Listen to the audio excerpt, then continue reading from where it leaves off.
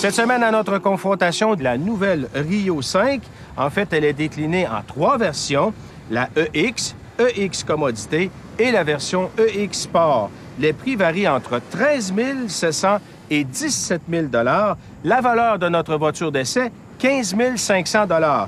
Et la moyenne de consommation d'essence annoncée par le constructeur, 6,8 litres au 100 km.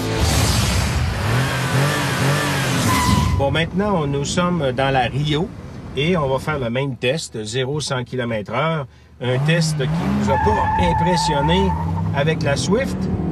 Première chose que je ressens, c'est que le moteur est plus nerveux à bas régime. Les reprises sont plus faciles aussi.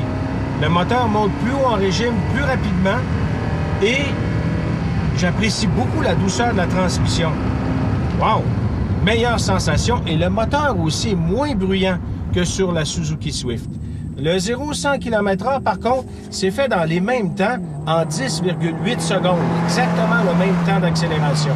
Mais la sensation de conduire, elle n'est pas la même du tout et j'apprécie beaucoup plus les performances de la Rio.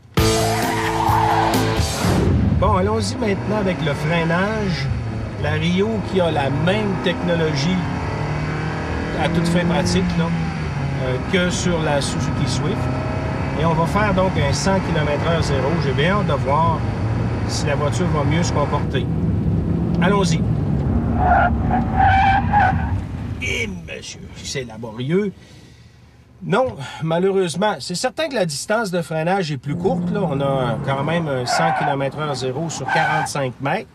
Déjà, c'est une distance énorme pour une voiture de cette catégorie-là. On devrait s'attendre à du 36, 37, 38 mètres maximum. Et c'est vraiment inacceptable. Mal calibré, pas de freinage anti-blocage et surtout un manque de puissance.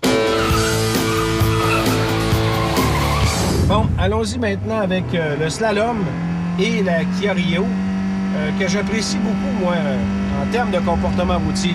La conduite est beaucoup plus nerveuse, effectivement, et la suspension plus ferme offre un bien meilleur comportement routier. Alors, je trouve cette suspension très, très bien calibrée. C'est un bon compromis entre le confort sur la route et en conduite urbaine et une certaine conduite sportive quand même, une assez bonne tenue de route. Donc, nettement supérieure la Rio en termes de comportement routier par rapport à la Suzuki Swift. Bon, on est de retour dans la Rio. On va faire maintenant l'évitement d'obstacles. Et selon moi, on va avoir un comportement prévisible compte tenu des qualités routières de la voiture. Alors, allons-y. Effectivement, un comportement routier prévisible en cas de manœuvre d'urgence, mais toujours la même faiblesse. Des freins qui sont un petit peu plus puissants que sur la Suzuki. D'ailleurs, on l'a remarqué, les freins bloquent plus rapidement. Malheureusement, on n'offre pas le freinage anti-blocage sur cette voiture, même pas en option. Et c'est une grosse déception parce qu'on pourrait énormément améliorer le comportement routier en manœuvre d'urgence si on avait cette option. La nouvelle Kia Rio 5 propose vraiment tout ce qu'on est en droit de s'attendre d'une petite voiture économique. Un rapport qualité-prix exceptionnel. La Kia Rio 5 2006, la grande gagnante non seulement de cette confrontation, mais aussi de sa catégorie.